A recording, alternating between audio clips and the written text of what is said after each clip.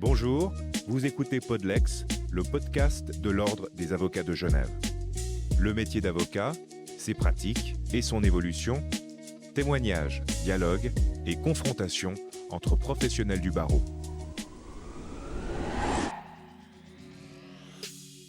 Dans ce 4e épisode, nous nous intéressons à la fonction d'associé. Fait-elle encore rêver? Comment y accéder? Quels obstacles? Et une fois arrivé à destination, comment réussir son association? Quels sacrifices consentir? C'est quoi un bon associé au fond? Les questions se bousculent et puis il y a associé et associé, le petit indépendant, le petit artisan du droit ou la capitaine au gouvernail d'un gros bateau, cheveux au vent, entouré de ses mousses. Bienvenue dans Podlex. Avec nous aujourd'hui, Gabrielle Kraus, bonjour. Bonjour. Vous êtes associée de JNC Avocat, une étude de taille moyenne dont vous avez été collaboratrice.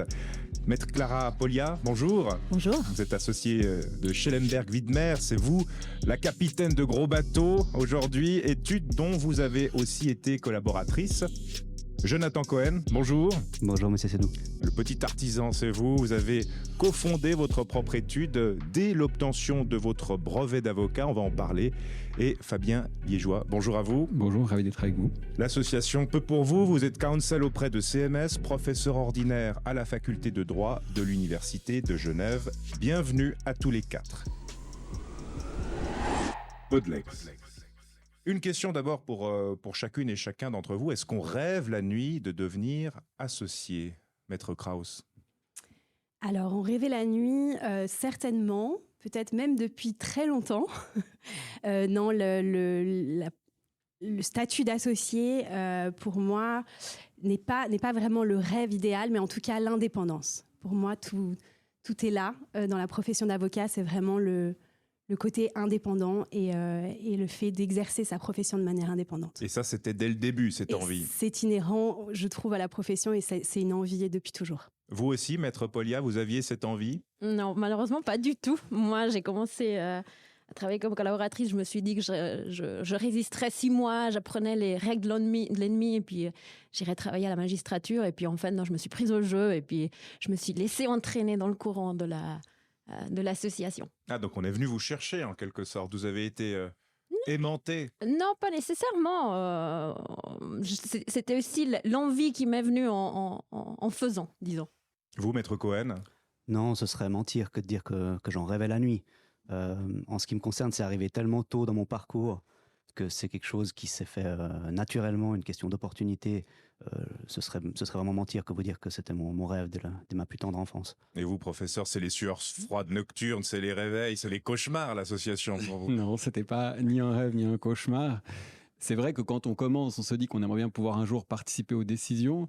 Puis quand on voit le rythme, les emails, l'heure à laquelle ils peuvent arriver, et puis parfois les sueurs froides justement de voir que les clients, eh bien, il faut qu'ils reviennent, il faut qu'ils viennent toujours plus nombreux, en tout cas qu'on les conserve, fait qu'on peut se poser la question, est-ce que c'est l'horizon indépassable de devenir associé? Donc c'est vrai que c'est une question délicate. Le métier d'avocat est un métier avec beaucoup de contraintes, qu'on soit associé ou non au final. Hein. Les nuits blanches, la pression, les collaborateurs peuvent la subir aussi. Certainement. Je pense qu'il y a quand même cette dimension de prise de risque chez l'entrepreneur qui est l'associé, qui suppose qu'effectivement, on jouisse des fruits du succès, mais de l'autre côté, il ne faut pas négliger non plus la dimension stressante. On voit des angoisses, on voit même des tics qui apparaissent chez certains qui changent de statut, parce que c'est vrai, il faut que le client soit satisfait. Alors, quand on est collaborateur, on doit répondre à la fois au client et à son chef, après tout. Donc là, il y a peut-être une double contrainte, mais on n'est pas en train de supporter le risque économique et ça fait la différence. Bon, on a bien vu entre les deux associés qui sont avec nous, Maître Polya et Maître Kraus, il y en a une qui est née associée et l'autre qui l'est devenue, hein, si on devait résumer en quelques mots. Comment ça s'est passé, Maître Kraus? Est-ce que vous avez eu besoin d'un mentor? Vous avez eu des modèles ou vous y êtes allé comme ça? Alors, un mentor, c'est vrai que j'ai toujours un petit peu fonctionné avec cette idée de me référer à des personnes tout au long de mon parcours. J'ai toujours aimé en fait contacter des personnes qui étaient dans les postes où je voulais arriver. Donc c'est vrai que c'est quelque chose que j'ai toujours aimé faire et je trouve très intéressant justement de pouvoir se confier à des personnes qui sont en place et qui nous permettent de nous donner des conseils et aussi de nous donner la vérité sur là où ils sont et comment ça se passe. Et vous, Maître Polia? Oui, moi aussi, je trouve que le rôle des mentors est quand même assez important dans tout ce processus.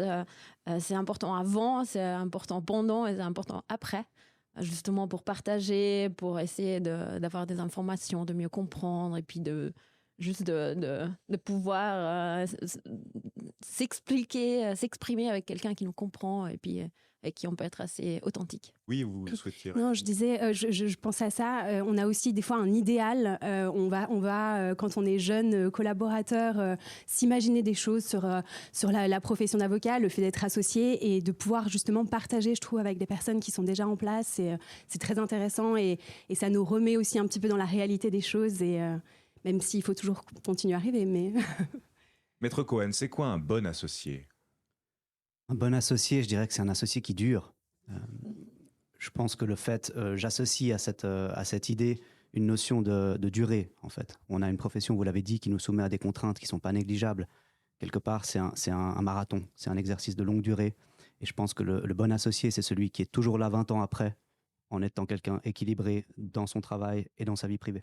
Est-ce que ça peut abîmer cette fonction? Ça peut abîmer si on ne sait pas conserver la bonne distance. Je pense en particulier au domaine pénal, où on est confronté à des situations qui sont avec des enjeux non négligeables pour les clients qu'on défend.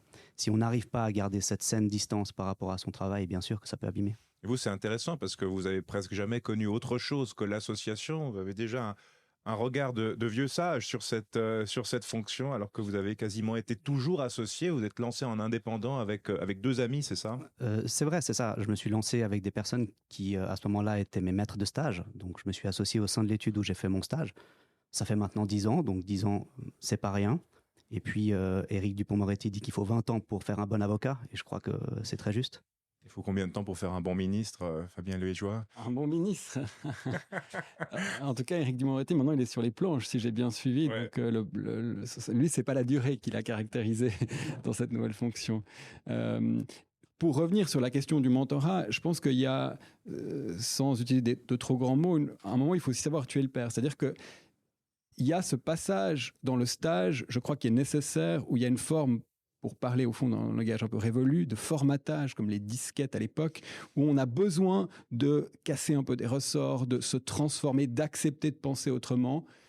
Puis, petit à petit, quand on collabore, effectivement, on peut trouver des gens, des associés, des figures un peu, des modèles, principes, édification, imitation, qui nous impressionnent, mais à un moment donné, il y a le risque aussi peut-être qu'on fasse plus le dernier mètre dans le travail, parce que on sait que ce formidable intellectuel va nous corriger, parce qu'on sait que, quoi qu'il arrive, la décision reposera sur quelqu'un d'autre. Et ça, je trouve que c'est le moment où il faut savoir se dire, OK, j'y vais moi-même, je prends mes décisions, j'assume mes risques, et c'est ce que les gens qui m'entourent ont su faire, et qui est remarquable dans l'entrepreneuriat. Maître Cohen.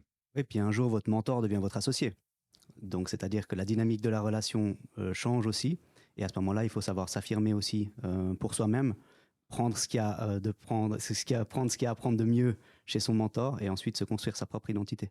Vous les 3 associés qui sont avec nous aujourd'hui, vous avez tous suivi le même cheminement, c'est-à-dire que vous êtes devenus associés au sein de la structure qui vous a formé.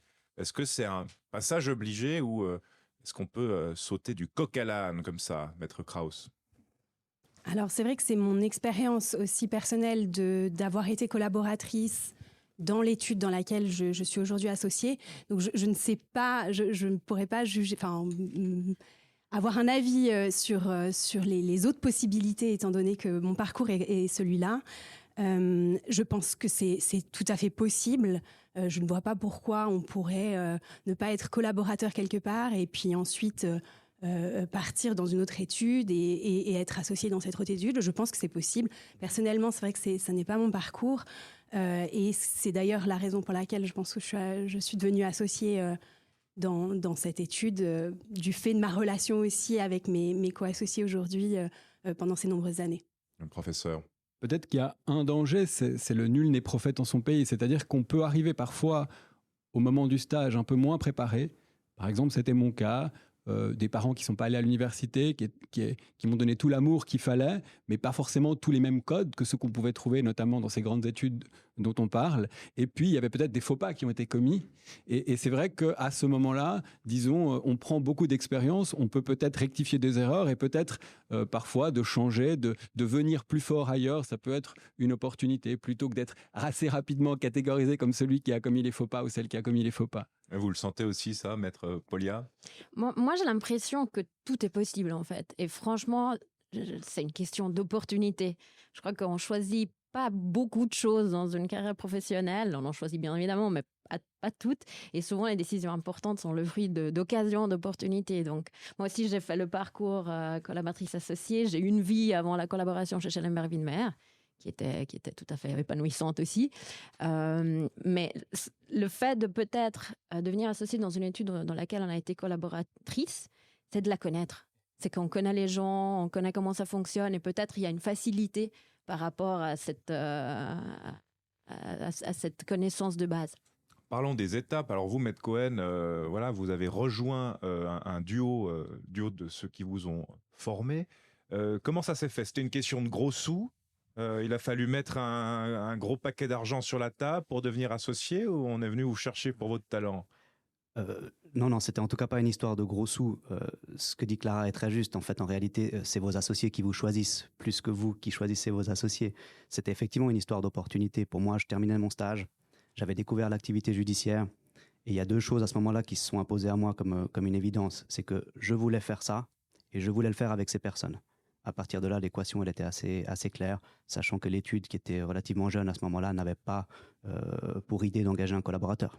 Et comment ça s'est fait? Pourquoi y avait-il besoin d'un troisième associé? C'est toujours des questions assez existentielles qu'on se pose. Ah, ça, c'est des questions qu'il faudrait poser à mes associés. Pourquoi avaient-ils besoin de moi à ce moment-là? Évidemment, je pense qu'ils ont décelé certaines qualités chez moi, j'ose espérer. Un associé de plus dans l'étude, c'est quelqu'un qui participe aussi aux charges pour l'étude, mais je crois que c'est avant tout une idée de développement, de construire un projet ensemble et de déceler un potentiel chez quelqu'un qui fait qu'on peut construire quelque chose ensemble. Maître Polia, vous êtes vraiment dans un gros bateau. Il y a quoi? Il y a des étapes assez claires pour devenir associé? Effectivement, chez nous, c'est assez structuré. Vous avez le fameux partner track qui dure entre 2 et 4 ans selon les situations. Il y a un vote à l'entrée sur le partner track. Il y a un vote à la fin du partner track pour savoir si, oui ou non, il y a association. Et puis, tout ça est accompagné. On a un nomination committee qui suit les candidats. Il y a des réunions qui se font, des business plans aussi. Et puis, on travaille un peu à augmenter sa propre visibilité pendant ces 2 ou 4 ans de partner track. Donc il y a des sortes d'examens de passage à chaque étape du partner track. Qui est éligible à ce partner track? Alors, examen, non. En tout cas, pas écrit. Un vote. Il y a des votes, clairement. Et qui est éligible? C'est les candidats dans lesquels on voit du potentiel. C'est des gens qui doivent déjà être des excellents juristes, des entrepreneurs, comme vous disiez, qui ont un entre-genre. Enfin, c'est vraiment tout plein de caractéristiques, j'ai l'impression, l'associé. Et vous, Maître Kraus, comment ça se passe dans votre étude? Alors, c'est beaucoup moins formel, peut-être que dans les grandes études. Chez nous, donc moi, j'étais la seule collaboratrice. Donc, il y avait 3 associés et j'étais à l'origine la seule collaboratrice. Donc, les choses se sont faites plutôt, je dirais, naturellement. Il n'y avait pas donc tout un partner track précis. Néanmoins, c'est vrai que chaque année, quand on discutait de la suite et de mon évolution, je dirais, pendant mes entretiens annuels d'employés.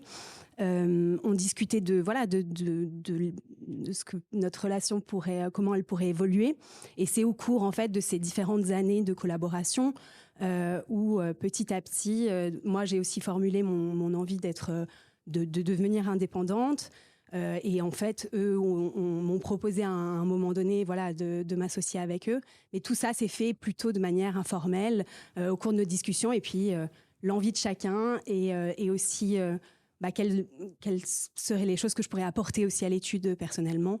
Et tout ça s'est fait Voilà, un processus plus, je dirais, moins formel que dans les grandes études, mais tout aussi assez long aussi. Mais voilà. Maître Cohen?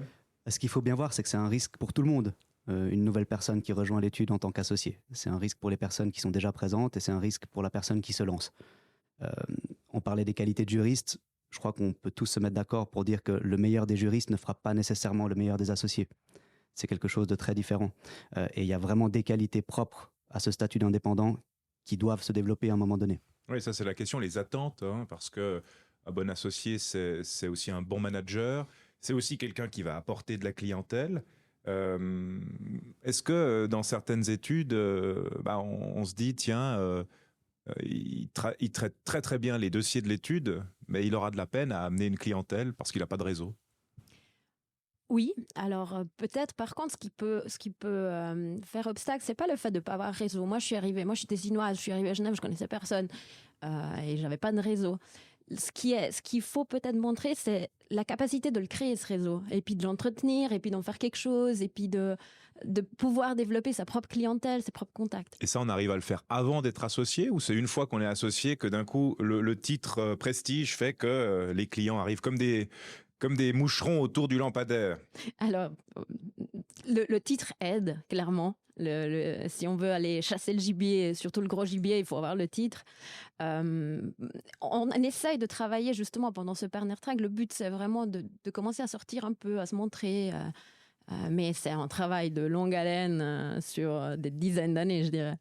Oui, la question de la clientèle, professeur, c'est quand même central, non? Je ne suis pas le mieux qualifié pour y répondre, mais travailler en études. Bien sûr, mais ce qu'on peut quand même dire, c'est que souvent dans les plus grandes études, il y a aussi une identification d'un domaine ou d'une situation qui peut tout d'un coup être développée. Souvent dans une grande étude, il faut savoir trouver sa place en identifiant un domaine du droit dans lequel on peut exceller. Je trouve qu'il y a une anecdote que m'avait raconté un professeur américain qui m'avait beaucoup plu. C'est dans les années 30 jusqu'aux années 60, certains juifs avaient de la peine à New York à être engagés ou à être promus dans les grandes études, souvent qui étaient aux mains d'associés anglo-américains protestants. Et qu'est-ce qui s'est passé pour ces gens-là? Ils se sont dit, peut-être que nous pourrions nous assembler et identifier, par exemple, un domaine du droit qui est pas tellement bien vu à l'époque, qui est le domaine du droit de la poursuite et de la faillite. Et cette idée-là va s'avérer fantastique, puisque non seulement ça va fonctionner pour eux, mais ça va devenir des études très profitables, des Skadden, des Weil et des études qui aujourd'hui sont parmi les plus puissantes du monde, parce qu'ils ont su identifier un moment une opportunité. Alors plutôt que de se désoler par moment que ça fonctionne pas, il faut aussi savoir trouver cette opportunité, comme on en a déjà parlé plusieurs fois. Donc la question de la spécialisation est aussi au cœur de cette idée de l'association, et pas seulement d'avoir du réseau et puis d'apporter de la clientèle. Oui, alors je rejoins cette idée parce que personnellement aussi, j'ai pas un réseau. Je suis arrivée à Genève il y a 10 ans, donc c'est relativement récent. Donc l'idée n'était pas donc le développement du réseau doit se faire maintenant pour ma part. Et puis, par rapport au développement d'une activité qui m'est personnelle, c'est vrai qu'on a plus axé, en tout cas, l'idée de mon association avec mes associés sur ce point-là, de dire il faut que je trouve je dois développer ma propre activité personnelle et donc voilà, développer vraiment ce domaine qui m'est propre. Pour que les clients, quand ils viennent nous voir chez JNC, ils viennent aussi me voir pour tel et tel domaine. Donc ça, c'est un point assez important. Ça, c'est difficile? Alors, c'est difficile, oui et non. On a des affinités sur... j'exerce un certain domaine spécifique du droit et j'ai ces affinités-là. Et puis, par rapport à mes associés, c'est vrai qu'on en a tout de suite discuté. Et donc, ça s'est fait assez naturellement, finalement, de dire, tu pourrais développer tel et tel domaine, étant donné que c'est quelque chose qui te plaît. Et en plus, c'est complémentaire à notre pratique. Voilà. Quelles sont les principales difficultés pour devenir associé, une fois qu'on est dans le partner track, et même une fois qu'on est associé, Maître Polia? Je pense qu'effectivement, la recherche de clientèle est une des plus grandes difficultés, j'ai l'impression. Mais la pression? Alors, je pense que tout le monde se met déjà automatiquement la pression. Petite, grande structure, ça ne fait pas une grosse différence. C'est clair, dans une grande structure, vous avez des targets de chiffres, vous avez des targets de timesheet et d'heures facturables. Et ça, c'est clair, c'est un challenge. C'est toujours un challenge, c'est quelque chose qu'on a toujours un peu au coin de la tête. Professeur. Peut-être que là, on peut justement ajouter que la formation, les conférences, la capacité à se démarquer en étant identifié par les gens, ça peut être un plus. Et puis aussi dire qu'il y a toujours cette tension entre la spécialisation et le généraliste. Parce que, disons, se spécialiser, c'est une bonne chose, mais du point de vue technique, juridique, il ne faut pas rater les premiers embranchements. Donc on a toujours tendance, nous en tout cas à l'université, à insister sur des domaines comme le droit des obligations, le droit administratif, sur lesquels il faut être très bien assis avant de commencer à faire des choses très techniques en droit fiscal ou en droit bancaire et financier ou en droit comptable, parce que c'est clair que si vous avez raté le premier départ, c'est toujours délicat du point de vue technique. Donc, et là, je pense qu'aussi, pour faire le lien avec votre premier podcast sur l'intelligence artificielle, on voit bien avec l'intelligence artificielle qu'aujourd'hui, elle a ce côté général où elle peut effectivement identifier, proposer des réponses assez satisfaisante, mais quand il s'agit d'aller dans le domaine d'expertise, on voit que c'est l'étape qu'ils essaient de déployer actuellement et qui n'est pas encore évidente. Donc là encore, on a, je pense, certains avocats, en ayant une dimension technique particulière, un plus à ajouter, et on verra jusqu'à quand on pourra le conserver et jusqu'à quand il ne faudra pas revenir, au fond, au côté stratégique, qui sera peut-être le moment où l'avocat fera moins de technique, moins de rédaction, mais plus d'accompagnement stratégique du client. La question de la vie privée aussi, de la balance entre vie privée, vie professionnelle, est-ce qu'on se la pose de façon plus sérieuse lorsqu'on envisage de devenir associé, Maître Kraus? Oui, forcément, alors pour ma part, j'ai 2 enfants en bas âge, donc forcément, on se pose la question. On a une famille dont il faut s'occuper. On doit aussi avoir du temps pour eux, c'est important. Mais c'est vrai que je trouve que le statut d'indépendant permet une plus grande flexibilité finalement quand on a une famille. Et ça, pour moi, c'était un élément qui était aussi important à prendre en compte. Alors, on a le risque financier qu'on ne peut pas, qui n'est pas négligeable, mais la flexibilité fait que finalement, je trouve que la balance vie professionnelle et vie privée est plus facile quand on est indépendant que quand on est salarié. Parce que vous arrivez aussi à mettre les limites, peut-être. Exactement. En fait, je pense que quand on est collaborateur salarié, on ne va pas oser forcément dire qu'on n'est pas disponible à tel moment ou tel moment, alors que maintenant, on gère notre propre relation avec nos clients. Et puis, avec les clients, on va leur dire, voilà, moi, je suis disponible à telle période. Là, je peux pas... on arrive beaucoup plus facilement à être flexible, et ça, c'est pas négligeable. Bon, après, Maître Cohen, certains domaines du droit empêchent cette flexibilité. Quand le client X est au poste de police, il nous attend, on ne dit pas, écoutez, je vais chercher les enfants à l'école. Non, vous avez tout à fait raison. Et quand on fait du judiciaire, on vit au rythme des audiences, on vit au rythme des délais, et c'est une contrainte permanente, c'est quelque chose qui nous accompagne en permanence, y compris une fois qu'on rentre à la maison.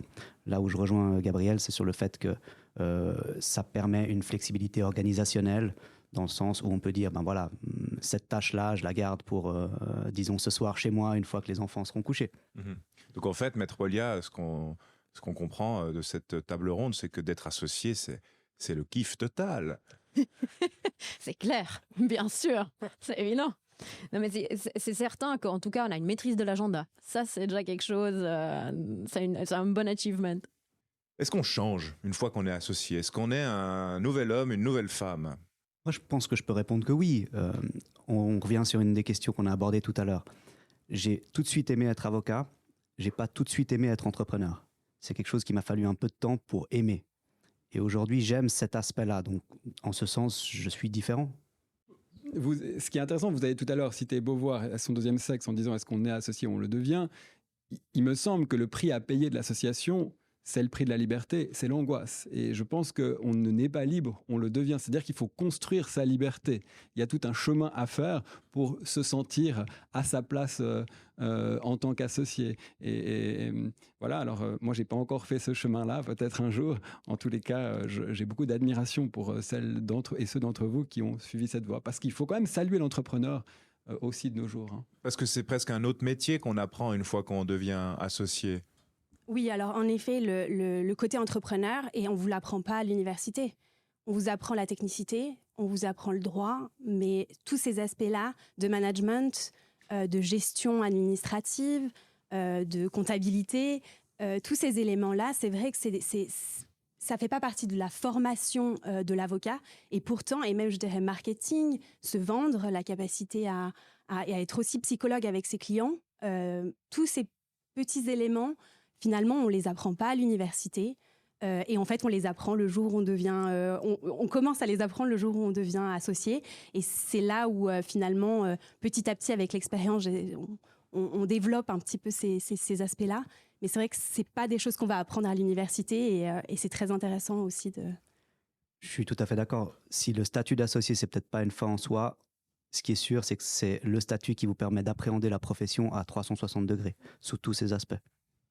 Maître Polya, c'est vrai que la fonction d'associé peut être un peu lourde comme ça à envisager pour certains. De plus en plus d'études imaginent des titres pour le côté prestige, ce que vous avez dit, mais avec un peu moins de responsabilité, ce qu'on appelle des salary partners par exemple. Est-ce que ça, c'est des formules qui sont intéressantes pour vous ? Moi, j'ai l'impression qu'il faut avoir autant de formules qu'il y a de situations, parce que chacun a ses exigences, ses forces, ses faiblesses, et puis d'avoir des possibilités, des configurations d'associations différentes, c'est parfait pour que tout le monde s'y retrouve.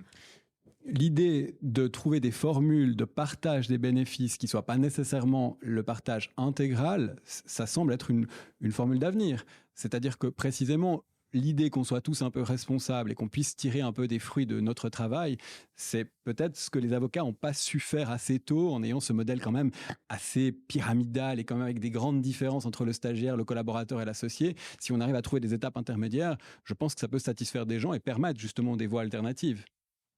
Vous, Maître Cohen ? Je suis entièrement d'accord. Il faut avoir cette flexibilité-là. Une bonne association, je disais, c'est une association qui dure. Et par définition, il faut trouver des mécanismes qui conviennent à tout le monde. Je prends mon exemple. Je me suis lancé, j'ai 10 ans de moins que mes associés. Donc par définition, j'en suis pas au même stade dans ma carrière. Comment est-ce qu'on intègre ça à la réflexion ? Donc ça nous oblige à de la flexibilité, à trouver le meilleur modèle pour chacun. La question de l'artisan, de l'indépendant dans une petite structure, elle est aussi des fois un peu difficile à appréhender. Il y a un gros risque. Est-ce que vous avez cette peur du lendemain, Maître Cohen ? Pas tellement, je dois dire, pas tellement, parce que je pratique essentiellement l'activité judiciaire. Et comme je le disais, on est tellement pris dans le flot des dossiers et des procédures, et ça c'est peut-être le propre effectivement des plus petites structures qui pratiquent le judiciaire, c'est qu'on a un grand nombre de dossiers. Donc quand une procédure se termine, on n'a presque pas le temps de se poser des questions parce que la suivante est déjà en route. Vous, Maître Polya, Maître Kraus, vous avez cette peur du lendemain, presque cette angoisse, ce poids des responsabilités sur vos épaules ? Alors, des responsabilités, il y en a, c'est clair. Vous parliez d'angoisse tout à l'heure. C'est vrai que de temps à autre, il y a des moments d'angoisse, mais il y a aussi des moments, comme vous disiez, vous, de kiff. Il y a des moments qui sont vraiment incroyables, des réussites dans des procédures ou des partages avec son équipe, avec des confrères. C'est des choses, franchement, qui vous nourrissent indépendamment peut-être de l'idée de l'entrepreneur, du poids financier, etc. Et vous, Maître Kraus ? Alors en effet, quand les réussites sont là et qu'on a pu accompagner le client comme on le voulait et qu'il est satisfait, c'est vraiment les plus grandes réussites. Bien sûr, il y a des responsabilités. C'est un métier qui est quand même complexe. On a très intellectuel. On a besoin de beaucoup réfléchir. C'est assez compliqué. Mais c'est vrai que voilà, on fait pas ça à cause de ça. L'excitation d'avoir un nouveau dossier, de pouvoir aider son client, c'est ce qui est le plus important et c'est ce qu'il faut garder en tête. Juste un point sur peut-être la peur du lendemain. Étant donné que mon association est assez récente, je pense que je suis encore à ce stade où j'ai encore un peu la peur du lendemain, de me dire est-ce qu'on va venir me voir ? Est-ce que je vais avoir suffisamment de clients ? Je crois d'en avoir parlé avec quelques personnes qui aujourd'hui sont associées depuis quelques années, m'ont dit on était comme toi au début, on passe un petit peu tous par là, mais c'est vrai que voilà, je suis encore à ce stade où on a les angoisses Et peut-être sur ça, moi j'ai parlé aussi avec des avocats beaucoup plus seniors qui ont 30 ans d'expérience, qui ont la même angoisse au 1er janvier de chaque année. Peut-être aussi ce qu'on peut dire, c'est qu'il y a la dimension de l'avocat qui agit devant les tribunaux, il y a la dimension de l'avocat conseil, qui sont très nombreux à Genève.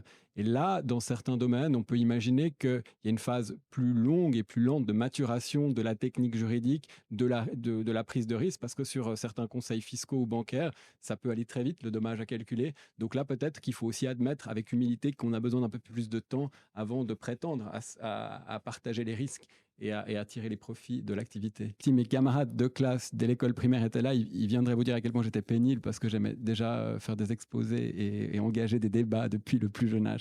Je dois vous dire que moi, j'ai toujours rêvé, là on peut parler de rêve, d'être un jour dans cette position où vous pouvez essayer d'éveiller, transmettre la connaissance, voir des moments où il y a quelqu'un qui vous regarde un peu bizarrement en disant mais pourquoi ils disent ah peut-être que là il y a quelque chose qui se passe. Cette idée de lire, de transmettre et d'aller un peu à la pointe de la connaissance et de la partager avec des gens, c'était toujours quelque chose qui m'animait. Après, on sait que c'est des parcours qui sont aléatoires, il faut beaucoup de chance.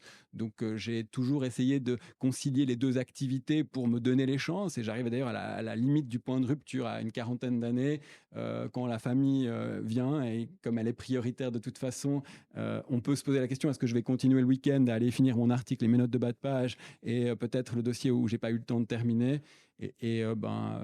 Voilà. Donc on ne peut pas tout concilier, c'est ce que vous dites. Je dirais que, je vais le répéter, quitte à être un peu rébarbatif, tout est possible, mais c'est vrai qu'il y a un moment donné où, quand on prend un petit peu d'âge, ce rythme infernal qui consiste à toujours essayer de publier, de se maintenir à la pointe d'un domaine et en même temps de satisfaire les clients, qui, malgré tout, reste quand on a les deux activités la priorité, parce que quand quelqu'un est en danger, quand quelqu'un a vraiment besoin d'un conseil urgent, c'est toujours ça que vous faites passer d'abord. Ça veut dire qu'après, le reste des activités intellectuelles viennent ensuite. Vous ne pouvez pas le faire indéfiniment. D'ailleurs, le monde académique, soyons honnêtes, a aussi son âge. C'est-à-dire que l'âge académique, qui est moins connu, compte aussi. Vous voyez dans les discussions des professeurs... disons, il ne faut pas trop tarder quand on veut suivre cette voie-là, parce qu'on voit qu'ils envisagent aussi des carrières qui sont sur le long terme. Et donc vous allez faire des choix prochainement? Alors, c'est déjà le cas, puisque, disons, je suis 100% à l'université, j'aide ponctuellement mes collègues en bancaire ou en fiscal quand il y a des questions stratégiques, quand il y a des choses que j'ai mal fait dans mes dossiers, ils m'appellent encore pour me demander comment j'ai pu penser ainsi. Parfois aussi parce que, justement, j'ai un éclairage un peu technique sur certains points, je peux leur être utile. Donc, c'est plutôt accessoire comme activité. Donc vous, en fait, vos clients, c'est les études, c'est pas les clients.